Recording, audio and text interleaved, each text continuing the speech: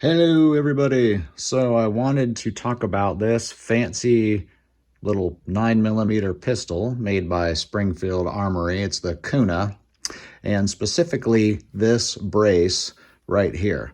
I have a friend, and this actually belongs to a friend of mine, and they've been having fits trying to get this thing open. You can see that it just doesn't want to work. Well, there's a little trick, and I say that because I've looked online and I wasn't able to follow some of the directions that people had, so I thought I would share something. So if you'll see right about here, there's a little indent.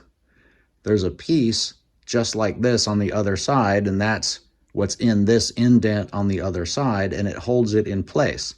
How do you get it open? That's a good question. You have to move this piece right here up this way, and that way there you'll see it when I open this brace.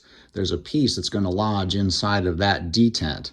It's lodged on the other side right now, but we have to get it open. So what I do is I just press it up with my thumb, start to swing it over, and then you can see the stock swings open. That little detent, you really can't see it, but it's down in here. So what happens is, if I can get the light on here and get this over, you can see that little notch holds the piece from the top of the brace support. So to get it closed, we do the same thing. I just grip it, press it with my thumbs, swing it over, and then it closes and it locks in place. It's pretty simple, and it took me a minute to figure it out, but once I did, it was really easy. But I thought this might help some folks understand that it's not hard. It's just a little bit of a technique issue, and it is a muscle issue.